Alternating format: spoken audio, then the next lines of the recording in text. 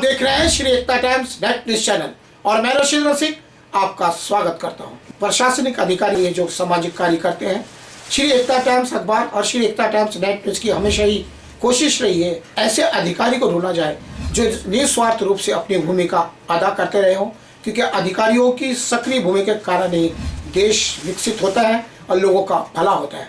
इसी उद्देश्य व इसी दृष्टिकोण को अपनाते हुए श्री एकता टाइम्स एक ऐसे अधिकारी को आपके सामने समक्ष लाता रहा है अखबार और अपने चैनल के माध्यम से, जिन्होंने सचमुच में सही भूमिका अदा की हो। इस बार भी हम आरटीओ ऑफिसर हमारे मेहमान बने हैं, जिनका नाम रुपेश भूरे, जो एक एग्जीक्यूटिव आरटीओ ऑफिसर है। बड़ी ईमानदारी से अपनी भूमिका निभाते हैं। किस प्रकार तारदेव आरटीओ के अंदर वे अपनी भूमिका निभा रहे हैं, वो जीता जागता सबूत है, प्रमाण है, क्योंकि उनकी जो भूमिका रही है लोगों के बीच में चर्चा का केंद्र है, क्योंकि उनकी भूमिका के द्वारा कई लोगों को रोजगार मिला है। लाइसेंस प्राप्त करने की जो गतिविधियां हैं वो कितनी ईमानदारी से निभाई जानी चाहिए, उसका एक उदाहरण रुपेश भूरे हैं। श्री एकता टाइम्स की टीम ने तारदेव आरटीओ कार्यालय में उपस्थित होकर उनकी जो गतिविधियां हैं पूरे दिन की, वो उसको नोट करने की कोशिश अपनी ओर से की है। रुपेश भूरे ने किस प्रकार से जो लाइसेंस प्राप्त करने के लिए जो गतिविधियां होती हैं, किन किन स्थिति से गुजरना पड़ता है, और जो लाइसेंस प्राप्त करने के लिए लोग आते हैं उन मन की स्थिति उस वक्त कैसी होती है, इन सब कुछ समझते हुए रुपेश भूरे बड़ी समझदारी के साथ समर्पित होते हुए किस प्रकार उनका भला किया जा सकता। लेकिन रुपेश भूरे की भूमिका के कारण लाइसेंस बनवाने का जो गतिविधियां है वो आसान होती दिखी है। श्री एकता टाइम्स की टीम ने तारदेव स्थित आरटीओ कार्यालय में उपस्थित होकर उनकी पूरे दिन की गतिविधियों पर गौर किया है। अपने कैमरे से रिकॉर्ड करते हुए जाना है कि किस प्रकार इंसानियत के प्रति और कानूनी तरीके से किस प्रकार किन किन गतिविधियों से जब एक आदमी गुजरता है उनको किस तकलीफों का सामना करना पड़ता है। इन सब चीज़ों को देखते हुए रुपेश भूरे ने अपनी ईमानदारी का परिचय देते हुए लाइसेंस बनाने में जो भूमिका अदा की वो काबिल तारीफ रही है, जिस कारण वे चर्चा का केंद्र भी है आरटीओ में। इसी को देखते हुए श्री एकता टाइम्स की टीम मौके पर पहुंची थी और जो सामने नजर आया तो उसने उनका भेद खुद ही खोल दिया। रुपेश भूरे सामाजिक दृष्टिकोण लिए अपनी भूमिका को अंजाम देते रहे हैं। हर प्रशासन अधिकारी यदि इस प्रकार रुपेश भूरे के समान अपनी भूमिका निभाएगा तो निश्चित तौर पर हर फील्ड के जो प्रशासनिक अधिकारी है उनके लिए फायदेमंद होगा। उनकी ईमानदारी झलकती है उनकी भूमिका के द्वारा कि किस प्रकार देश के आम नागरिक का भला करने के उद्देश्य से वे एक प्रशासनिक अधिकारी को अपनी भूमिका किस प्रकार अदा करनी चाहिए। रुपेश भूरे उसके एक उदाहरण बनकर आरटीओ कार्यालय में अपनी भूमिका को अंजाम देते चले आ रहे हैं। जो भी लोग उनके संपर्क में आते हुए खुश होकर उनको दुआएं देकर जाते हैं। उनका कहना है कि रुपेश भूरे जैसा प्रशासनिक अधिकारी यदि हर जगह हो तो कितना अच्छी बात होगी, क्योंकि रुपेश भूरे जब उनकी परीक्षा लेते हैं तो जो छोटी मोटी त्रुटियां होती हैं उनकी तरफ उनका ध्यान आकर्षित कराकर उन्हें समझाने की कोशिश करते हैं, क्योंकि उसके पीछे उनका उद्देश्य यही रहता है कि छोटी सी गलती के कारण उनका बड़ा नुकसान ना हो। और इसी दृष्टिकोण को रखते हुए रुपेश भूरे अपनी सक्रिय भूमिका आरटीओ में निभा रहे हैं। श्री एकता टाइम्स के संपादक रशीद सिंह ने रुपेश भूरे का साक्षात्कार लिया है। उन्होंने अपने साक्षात्कार में एक बात स्पष्ट कही है कि यदि हम अपने जीवन में यह नियम बना लें कि पहले आप, यानी कि पहले आपकी मदद फिर अपनी मदद अपने आप हो जाएगी, और इसी दृष्टिकोण को रखकर हम पहले जो हमारे पास आते हैं हम उनकी मदद करते हैं, ये समझकर कि पहले आप और उसके बाद हम, तो यही फंडा हमारे काम पर फिर बैठता है। और इसी उद्देश्य को रखकर हम अपनी भूमिका को अंजाम देते हैं। हम एक प्रशासनिक अधिकारी होने के नाते लोगों को हमसे आशाएं हैं और उन आशाओं पर खरा उतरना हमारा दायित्व भी है और एक जिम्मेदारी भी है। इस प्रकार रुपेश भूरे ने अपने विचार व्यक्त किए। रुपेश भूरे आरटीओ कार्यालय में एक जीता जागता उदाहरण है। यदि आरटीओ के हर अधिकारी रुपेश भूरे से इस सीख को लेना चाहेगा तो निश्चित तौर पर आरटीओ की जो भूमिका बनी हुई है, जो जाल बिछा हुआ है, जो जहाँ पर आलोचनाओं का शिकार हमेशा आरटीओ कार्यालय होता रहा, तो उससे वह बच सकेगा। रुपेश भूरे ने अपने साक्षात्कार के दौरान क्या कहा, आइए जानते हैं। पेश है एक विशेष रिपोर्ट। अक्सर हम देखते हैं कि कोई एक्सीडेंट हो जाता है तो उंगली डायरेक्ट आरटीओ कार्यालय पर उठती है। ये जरूर भ्रष्टाचारी करके इसने लाइसेंस पाया होगा, लेकिन वे ये भूल जाते हैं कि उसी आरटीओ कार्यालय में कुछ ऐसे अधिकारी भी होते हैं जो ईमानदारी के साथ दिन रात अपनी भूमिका को अदा करते हुए इसी उद्देश्य में खोए रहते हैं कहीं कुछ गलत ना हो जाए। उन्हीं विचारवान लोगों में एक नाम उभरकर सामने आया है जिनका नाम है रुपेश भूरे। ताड़देव आरटीओ कार्यालय में अपनी भूमिका निभा रहे हैं रुपेश भूरे निश्चित तौर पर अपनी भूमिका को लेकर चर्चा के केंद्र बने हुए हैं। आइए जानने की कोशिश करते हैं और सामाजिक दृष्टिकोण समझाने की कोशिश किस प्रकार की है। अक्सर हम देखते हैं कि कोई एक्सीडेंट हो जाता है तो उंगली डायरेक्ट आरटीओ कार्यालय पर उठती है। ये जरूर भ्रष्टाचारी करके इसने लाइसेंस पाया होगा, लेकिन वे ये भूल जाते हैं कि उसी आरटीओ कार्यालय में कुछ ऐसे अधिकारी भी होते हैं जो ईमानदारी के साथ दिन रात अपनी भूमिका को अदा करते हुए इसी उद्देश्य में खोए रहते हैं कहीं कुछ गलत ना हो जाए। उन्हीं विचारवान लोगों में एक नाम उभरकर सामने आया है जिनका नाम है रुपेश भूरे। ताड़देव आरटीओ कार्यालय में अपनी भूमिका निभा रहे हैं रुपेश भूरे निश्चित तौर पर अपनी भूमिका को लेकर चर्चा के केंद्र बने हुए हैं। आइए जानने की कोशिश करते हैं और सामाजिक दृष्टिकोण समझाने की कोशिश किस प्रकार की है। टेस्टिंग ऑफिसर ॲज अ मी साईन करेल आणि जर तुम्हाला हायर ऑथॉरिटीची मग त्यांची हायर ऑथॉरिटीची तिकडे अप्रूव्ह द्यावं लागेल. त्यांना आपण हे बोलतो licensing authority. So licensing authority so this will be the ARTO. अपन त्यांना अभी आप मिले होंगे शायद निखिल पाटिल सर. तो ये he is a licensing authority और RTO you can say. I am here just testing officer. Okay आपण तिघे आहात का? मला तुमचे सगळ्यांचे डॉक्युमेंट्स दाखवा. तुम्हाला काय सांगितलं होतं? फोटो एक एक जण दाखवा. हे बघा, हे अशा प्रकारे तुमची टेस्ट होईल. थोडंसं म्हणजे मेंटली प्रिपेअर व्हा. घाबरू नका. फोटो काय करा, तुम्हाला असे फॉर्मॅट झेरॉक्ससाठी आणून देतील 2 मिनिटामध्ये सांगितलं त्याच्यावर इथे फोटो हे करा. ते तुमच्याकडे ठेवा थोडं वेळ. डॉक्युमेंटला स्टेपल करायचं. हे जे तुम्हाला ते तुम्ही तिघेही जण ना तो टॅक्सीचा नंबर वाचवलं. तर टॅक्सीचा नंबर वाचवून दाखवा. रजिस्ट्रेशन नंबर प्रयत्न ते करा. काय लिहिले MH48 काय लिहिले MH01 काय. बरं तो मला हे सांगा, त्याच्यावर खाली रिफ्लेक्टर आहे. रिफ्लेक्टर माहिती आहे? रिफ्लेक्टर काय असतं, कशासाठी असतं? अंधारात गाडी पाठी वळते मागच्या गाडीला रिफ्लेक्ट करते. जी गाडी आहे समोर ते हे आता काय ना तुमचं पुण्याचं लायसन्स आहे ना? येतात ते सीट होतात. मी आता तुमची थोडी काय याची टेस्ट घेतो. सचिनला फोन करून सर पाणी proper slow down zebra crossing train have the right of way. म्हणजे ह्या सिम्बॉलचा अर्थ काय मला एक तुमच्या समजणाऱ्या भाषेत सांगा, सिम्पल लँग्वेजमध्ये. तर हे चिन्ह कशाचं आहे? रस्त्यावरती माणूस रस्ता क्रॉस करतो ना तेव्हाचं ते झेब्रा क्रॉसिंग. झेब्रा म्हणजे आपण बोलतो ना, जर आपलं कार चालवतो तुम्ही जिम्मेदार म्हणजे शासकीय एम्प्लॉय आहात, म्हणजे सिलेक्शन झालेलं आहे. म्हणजे तुम्ही बघा एक जिम्मेदार म्हणजे शासकीय चालक पुढार आहात. त्याच्यामुळे तुम्हाला काही गोष्टी बेसिक माहिती असायला पाहिजे. तर त्या अनुषंगाने मी उत्तरं घेतो.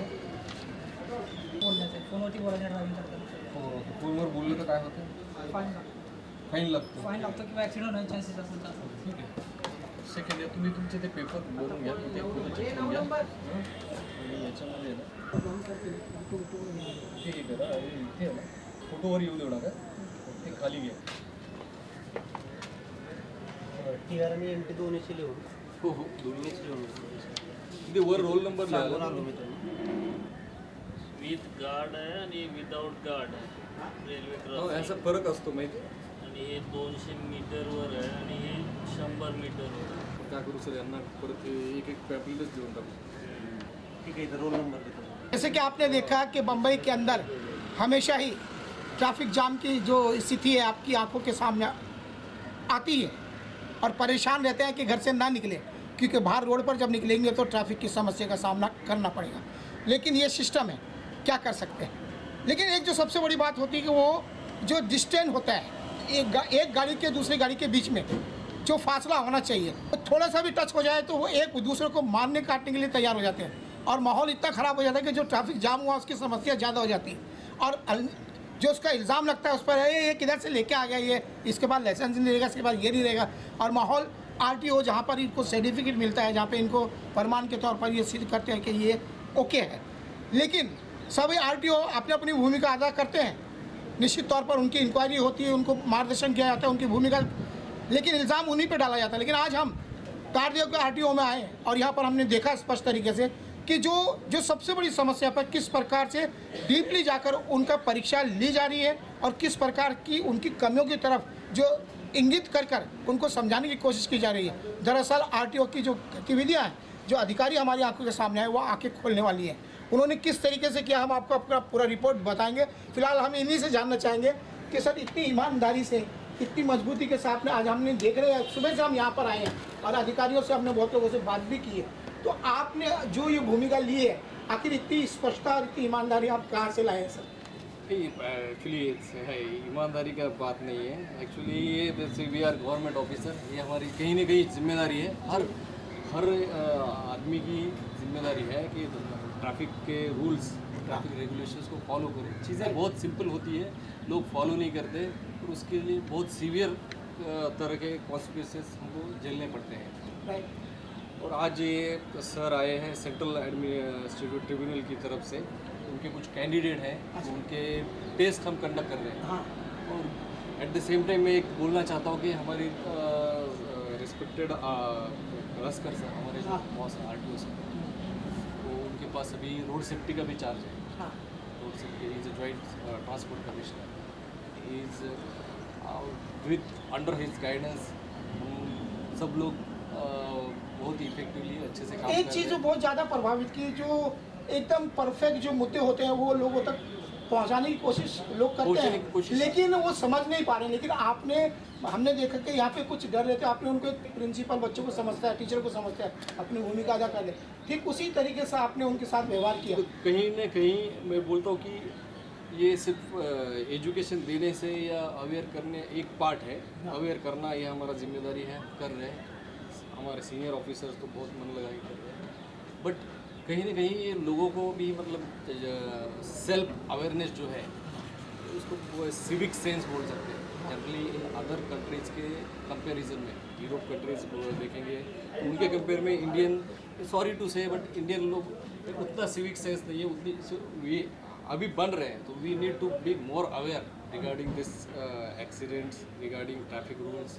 और कहीं ना कहीं हमको हमारे फैमिली मेम्बर से, हमारे से खुद से स्टार्ट करना पड़ेगा। ये सिविक सेंस हम में से जनरेट करनी पड़ेगी। आपके हिसाब से सर ऐसे क्योंकि समझाने से सभी समझते हैं, आपके हिसाब एक से सिंपल तरीका है। हाँ, मैं ये मैं बोल रहा हूँ, देखो अगर मैं ऑफिसर भी हूँ, मैं रास्ता क्रॉस करता हूँ तो वहाँ पे कोई जा रहा है तो जस्ट आप ये आदत लगाओ कि पहले आप, अच्छा, we have to follow this culture, पहले आप प्लीज।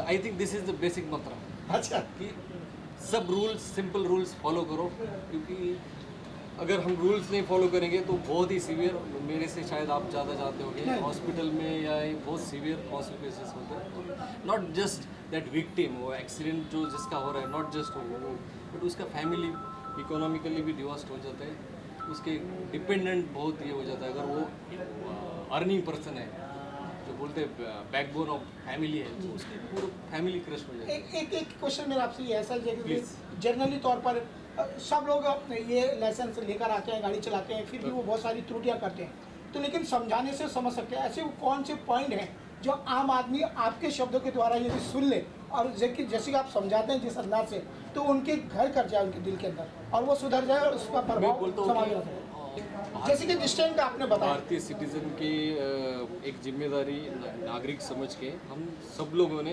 पहले हमारे बच्चों से स्टार्ट करना चाहिए, ओके, घर से शुरू करना चाहिए। राइट, उनको बताओ कि भाई ये सिग्नल्स क्या है, किस लिए है, अच्छा, ये सिस्टम गवर्नमेंट ऑफिस ये रूल्स क्यों बनाए, तो लोगों के लिए बनाए, राइट, तो we have to follow it. बहुत सिंपल होते हैं बट हम लोग फॉलो नहीं करते हैं और फिर बाद में बहुत विपरीत परिणाम उसके झेलने पड़ते हैं। मेरे ख्याल से फैमिली से पहले अपने बच्चों से स्टार्ट करना चाहिए, फिर स्टूडेंट लेवल पे we are already doing office की तरफ से भी, कमेटी के थ्रू से भी, कमिश्नर ऑफिस के थ्रू से भी, गवर्नमेंट के लेवल से हम ऑलरेडी हम स्कूल में ऐसे सेशन लेते हैं रोड सेफ्टी के। ऑलरेडी मुंबई ये RTO ताड़देव ने ऐसा उल्लेख किया। उस हमारी तरफ से ये जो हम डेली यहाँ पे जो भी कैंडिडेट आता है टेस्ट के लिए, तो उसका पहले एज ब्लॉक में उनका ट्रेनिंग हो जाता है रोड सेफ्टी की। स्पेशली ट्रेनिंग होता है उसके लिए WIA के लोग हैं, वेस्टर्न इंडियन एसोसिएशन, तो उनके लोग आते हैं। उनके लोग ये अवेयरनेस क्रिएट करते हैं कि हेलमेट्स की यूज़ करना है, सिंपल तरीके मोबाइल का यूज़ नहीं करना है, रूल्स कौन से फॉलो करना है, स्पीड लिमिट वायलेशन है, सीट बेल्ट वेयरिंग है, ये सिंपल चीज़ें वो सिखाते हैं। फिर हम RTO की तरफ से एक स्क्वाड भी हमने 4 महीने से एक स्क्वाड बनाया। अच्छा। जो सिर्फ पैसेंजर को मदद करता है। अच्छा। टैक्सी स्क्वाड को बोल सकते हैं, टैक्सी पैसेंजर स्क्वाड। जनरली हम कौन से भी स्टेशन पे हम जहाँ पे रश आवर में जहाँ पे पैसेंजर ज़्यादा आते हैं, उनकी जो समस्या है तो they can call directly. We are having helpline number उसका नंबर बताएंगे सर? है, तो मैं आपको दे देता हूँ, सब नंबर देता हूँ, मेरे नंबर 80 तो नंबर्स है बाकायदा। वो पैसेंजर उनको कंप्लेन कर सकता है, मैसेज कर सकता है, कॉल कर सकता है। उनको यहाँ से नोटिस जाएगी, नोटिस जाने के बाद फिर दोनों पार्टी का ये करके उनको जो भी है बाकायदा एक्शन लेगा, और एक्शन ले रहे हमारा उसका रिपोर्ट भी है। और उसके मेरे ख्याल से बहुत पैसेंजर से भी हमको ये मिल रहा है कि उनका कि they are very much happy. Generally जैसे आप बोल रहे हो कि वहाँ पे जब जाते हैं तो लोग दे आर हैप्पी कि कोई तो है हमारे सुनने वाला।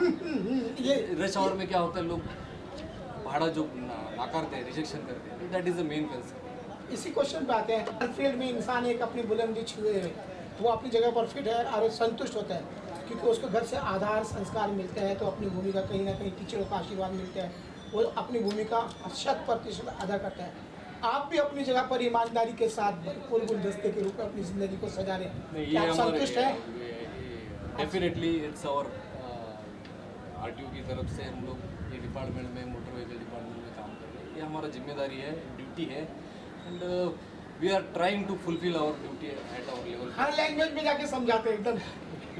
अगेन ये हमारा जिम्मेदारी है। देखो क्या कि यहाँ पे कोई पर्सन ऐसे आते हैं कि दे डोंट अंडरस्टैंड इंग्लिश, तो उनको हिंदी में बोलना पड़ता है, मराठी बोलना एक पड़ता है। क्वेश्चन आपसे ये है, जिस वक्त एक कच्चा मिट्टी कह सकते हैं, एक रूल्स के हिसाब से जब आपके सामने कोई व्यक्ति खड़ा होता है, अपनी परीक्षा देता है, बराबर। उस वक्त आपके जहन में, आपके मन में क्या चलता है? दया का दृष्टिकोण रहता है कि नहीं?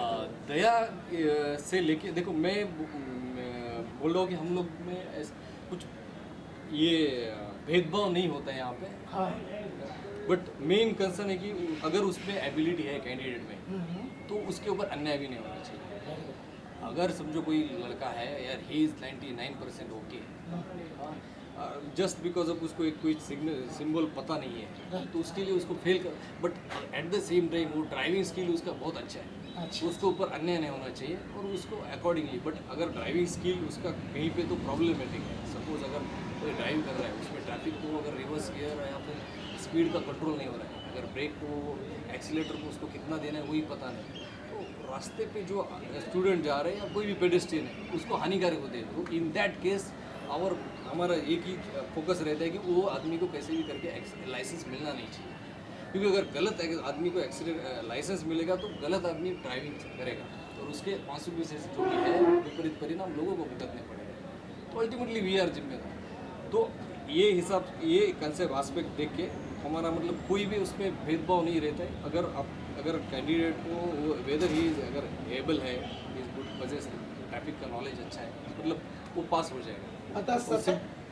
सतर्कता के साथ सजगता जरूरी है। इसी में उसमें कोई दया का या फिर अन्य ऐसा कुछ कंसेप्ट नहीं। तो आप संतुष्ट हैं अपनी भूमिका से? डेफिनेटली संतुष्ट। सो ये कहावत सत्य साबित कर रहे हैं कि जिस भी पेशे में इंसान यदि है और 100% सिद्धांत और आधार के साथ अगर अपनी भूमिका को अदा करे, तो निश्चित तौर पर राह कहीं ना कहीं निकलेगी। और सर ने जो भूमिका अदा की है, आज जो हमने देखा है प्रत्यक्ष रूप से किस प्रकार से जो आते हैं सामने अपनी परीक्षा देने के लिए, वो किस प्रकार से डर के माहौल में आते हैं कहीं वो फेल ना हो जाए, लेकिन वो बड़े प्यार से, बड़े ही समझाते हुए मराठी इंग्लिश हिंदी सब में समझाते हुए उनको अंदर से जानने की कोशिश करते हैं और जानने के बाद वो दृष्टिकोण ज़रूर रखते हैं। यदि वो पास होने में सक्षम है और कहीं कहीं थोड़ा बहुत है तो आशीर्वाद भी रखते हैं, लेकिन सजगता और सतर्कता के साथ, और यही हर पेशे में होना चाहिए। और सर जो है उसी दिशा में संघर्ष नजर आ रहे हैं। ही तुमची ड्रायव्हिंग टेस्ट आहे, तर सगळे म्हणजे एकदम सगळं रूल फॉलो करा. हॉर्न आता इथे मला सांगा, इथे मागे गाडी थोडीशी मागे इंडिकेटर दिलाय, हो दिला. सगळ्याच्या गोष्टीचं फॉलो करायचं. हॉर्न, इंडिकेटर, मिरर, हे मी काही सांगणार नाही. ठीक आहे, हे तुमची टेस्ट आहे. ॲक्सिलेटर प्रॉपर तुमचं. आता ही जी कार पार्क केली तुम्ही, ही बरोबर केली चुकीची केली, तर समोरच्याची डिक्की ओपन आहे. समोरच्या कारचे टायर दिसले पाहिजे. ठीक आहे, तेवढं डिस्टन्स राहिलं पाहिजे. किती? आता जर समजा ती कार बंद झाली, मागची पण कार बंद झाली, तर आपल्याला इकडे जाता येत नाही, कार काढता येणार नाही. राहू दे इकडे गाडी पुढे जाऊ दे. मग हे तर टायर दिसतात, एवढं डिस्टन्स पाहिजे दोन्हीचं. सेफ डिस्टन्स लक्षात ठेवा, एवढं डिस्टन्स दोन्ही कारमध्ये पाहिजे. मी नंतर सांगणार नाही. आपल्याला हळूहळू लेफ्ट जायचं, लेफ्टचं इंडिकेटर देऊन हळूहळू घेत जायचं. ठीक आहे, इंडिकेटर चालू आहे, एवढा डिस्टन्स पाहिजे गाडीमध्ये. ती जर गाडी बंद झाली, आपल्याला इकडे जाता येतं, गाडी काढता येते बाजूला आणि गाडी ठोकणार नाही स्पीडमध्ये. त्या लेफ्टला जायचं आपल्याला, घ्या लेफ्टला. तुम्ही इथे एमर्जन्सीमध्ये, मी तुमची मला उत्तरही द्यायच्या, थोडं लक्ष द्यायचं. हे चिन्ह कशाचं कळतं काय? सगळ्यांना सीट बेल्ट कंपल्सरी आहे. तुम्ही एकदम जिम्मेदारीने गाडी चालवायची आहे. ठीक आहे, मी सांगेल तसं कर. घ्या फास्ट घ्या.